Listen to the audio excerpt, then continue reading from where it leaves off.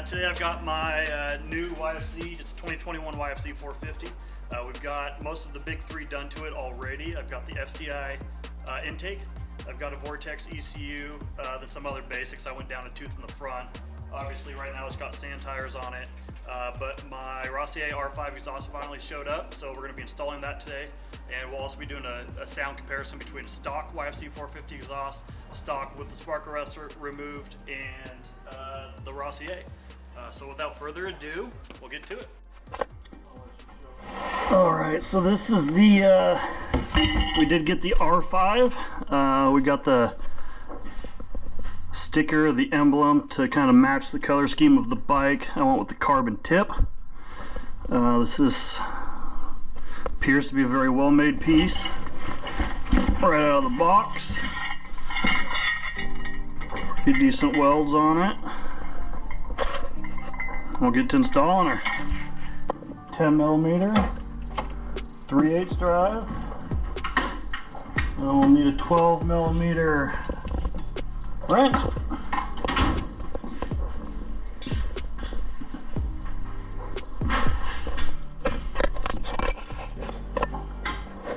Oh, I should probably put a socket on it. Loosen up this clamp.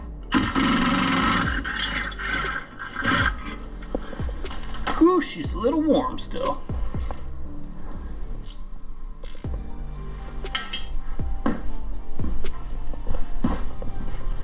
Get in there on the, right on the head. You got two 12mm nuts here.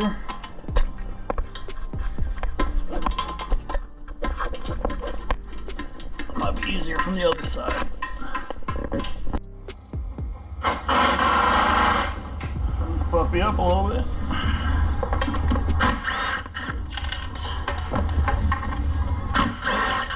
Alright, she loose.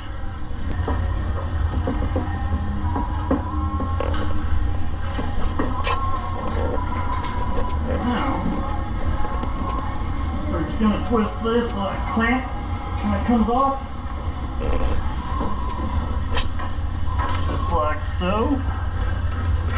Guide her out there all nice like. Look at that. Brand new. Anybody want to buy a brand new exhaust? No? This one might be more of a, yeah.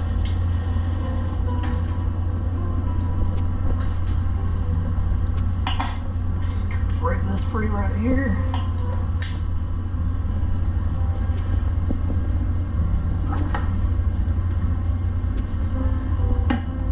Without screwing up any threads or head gaskets.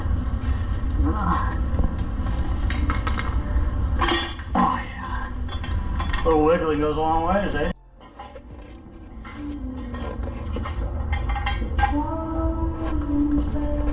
Nice comparison shot there.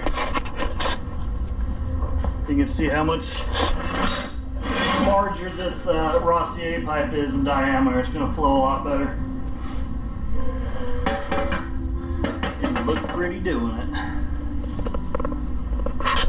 So, guys, what we want to do here is we kind of want to place that header pipe. We don't want to tighten it down all the way. You want to leave yourself some give so that you can, you know, once you get the can in place, line everything up. So the header nuts for the studs, just get them on the studs. Don't tighten them down yet because you're going to need to move this pipe around a little bit just so you can get everything lined up, especially with the back brackets. Make sure you don't have contact on the rear spring. Just make sure it's not rubbing on anything. So what I'm going to do here, put these nuts back on.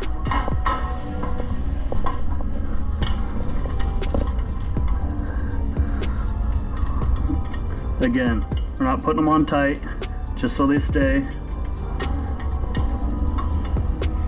Okay, so that's going to kind of sit there, and then we'll get the rear piece installed. So same with this, we're going to have to keep that loose.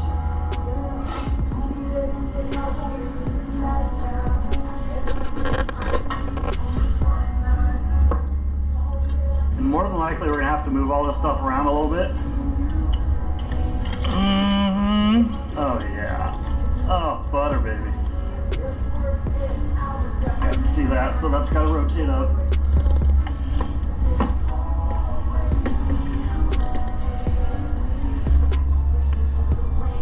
So we've got our spot on this bracket back here. So I'm going to go ahead and loosely install this rear bolt. Line that up right there. If I can reach this with my fat figgies.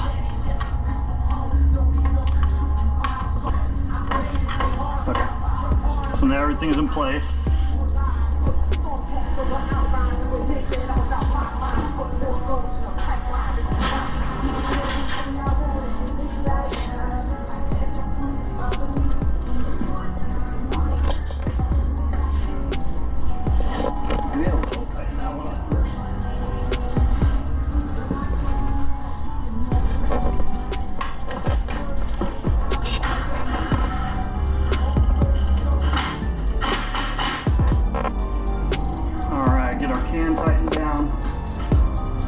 That has to be right there. Got a little contact right here. And so here we can just kind of put it. So this pipe needs to come down a little bit.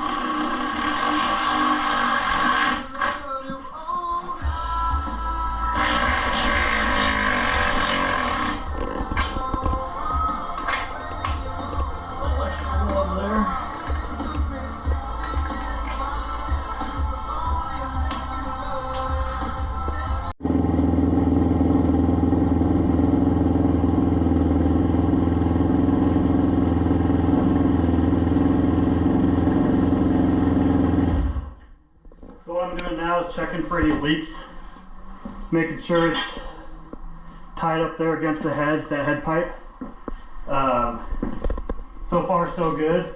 I'm going to hit it with a wrench just to make sure they're snug. That 3/8 drive angle ratchet doesn't have any torque. It's just kind of a speed thing.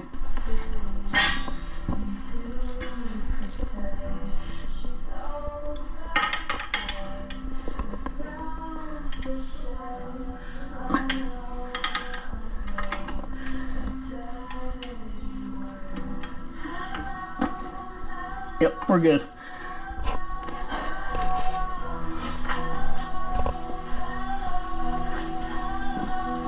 Alright, let's take her outside.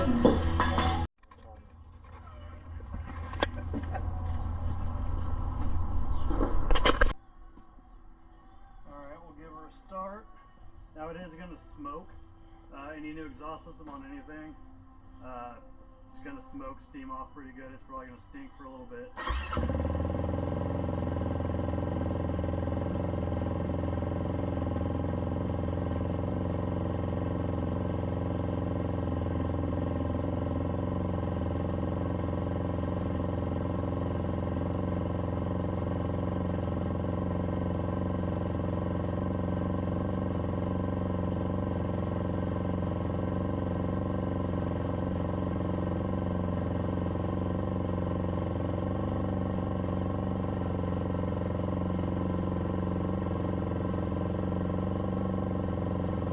Guys, I kind of messed up a little bit, and I will show you guys just for transparency and so you guys can learn from my mistake. And I knew this, I just totally spaced it. Anytime you put stainless or titanium exhaust on anything, either do it with gloves or wipe it down before it gets hot. And the reason I say that is because the oils from your hand will burn into the pipe. It's normal for the stainless and titanium to discolor, and actually looks beautiful once it gets blued and purpled. But when you put your hands on it, your oils will burn and you lose that consistent coloring. As soon as I noticed this, I killed it. I think it's too late to save it, but once it cools down, I am going to try to wipe it down with some rubbing alcohol. The problem is those oils have probably already burned. So I mean, you can see my fingerprints and whatnot on there instead of having a consistent bluing. So once it cools down, I'll wipe it off, see if I can save it, but learn from my mistake. I just totally spaced that. I was excited to get her started and hear it. Alright guys, so I'm going to try cleaning off the oils on this pipe. I'm using 70% IPA, isopropyl alcohol, and just a cheap Costco microfiber. Not going to use a nice one for this. Let's see if I can get all these oils off.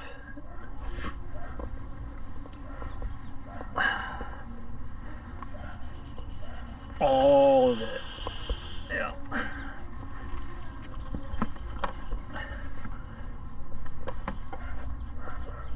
I recommend using gloves because even now that it's installed, there's parts I can't reach just because clearances are tight. So we might end up with some discolored spots. But IPA should remove oils. Nice and good. So now what I'm going to do is start it back up. Hopefully it burns a little more uniformly now.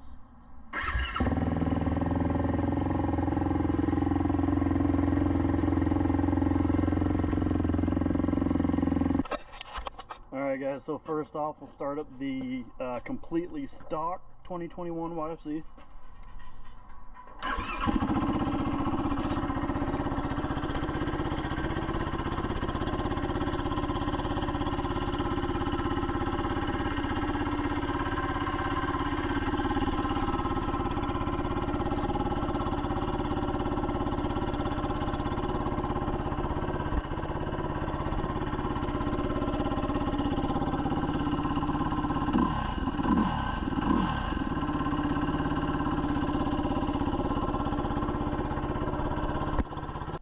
Now we'll start up the 2021. This does have the air box on it, the FCI intake, with the spark arrestor removed.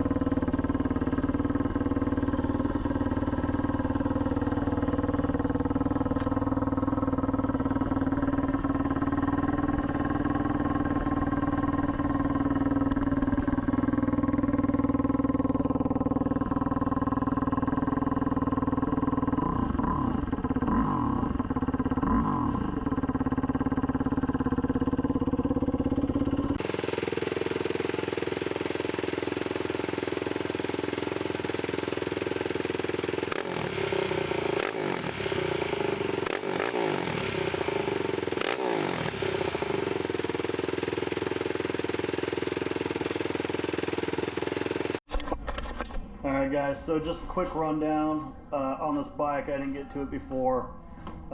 It now officially does have the big 3, or as I would like to call it, the big 3.5. You know, before I bought this bike, I did a lot of research to figure out, you know, the best parts to use, etc., etc. Nobody ever mentioned anything about an AIS delete. So what had happened is I got my fuel customs intake, got it installed, and I basically had the factory oil catch system, if you will. The box had no place to attach to. So if you're going to do a fuel customs intake, you need to do the AIS delete. So here we've got fuel customs. Beautiful setup. This thing is a nightmare to install.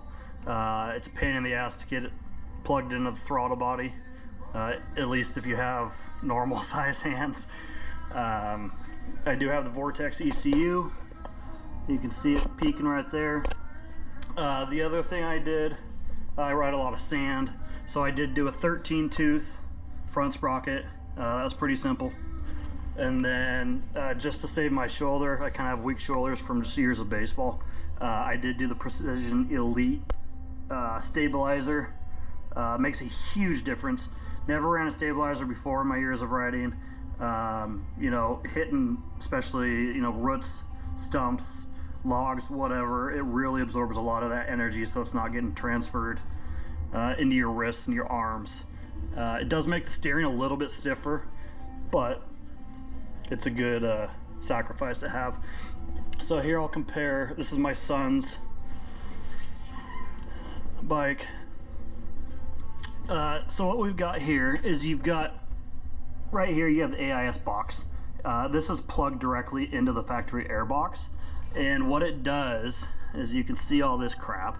So it's pumping exhaust gases right out of the head, and it's recirculating them into the air box, which you're not getting clean air. That's killing performance. It's for emissions. So basically when you do an AIS delete, all of this stuff's going to come off. All these hoses are going to get deleted, and you'll be able to get rid of this box. If you don't do that, this box is going to have nowhere to attach if you do a fuel customs intake, which is what happened to me, and it was just stuck hanging there, so I couldn't ride until I did a block off plate. So the block off plate, 38 Motorsports makes it, and it just blocks this off right here. Then I did a 2009 YFZ hanger here from Partszilla. It was like 13 bucks just to keep this this cable tidied up in a way. So that's basically what's done to this, my bike right now. I did do 8x8 Douglas A5s in the rear with the 22-inch 8-pedal hauler. I love the haulers. It's a lot of tire right now. I do have some hot cam stage 2s I'm going to put in, get it dyno tuned.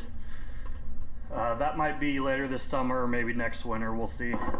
So as of right now, it officially has the big 3. Woke it up a lot. That Vortex ECU makes a huge difference. If you plan on doing performance mods, my recommendation would be to make that ECU the first thing you do. These bikes run extremely lean from the factory, so you know, if you add intake or exhaust or both before you do that ECU, you're going to be pumping more air into the system without adding more fuel, which will give you a very lean condition. The Vortex, just out of the box on the default map settings, smoothens out the throttle quite a bit. Just opens it up, makes it feel a lot better.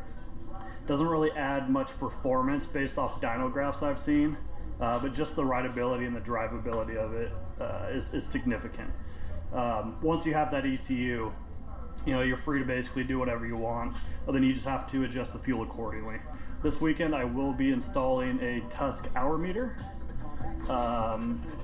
this guy right here, and it should be a very simple install just so I can keep track of the hours in maintenance. I do like to keep up on maintenance, keep these things running well, no issues, keep the reliability up.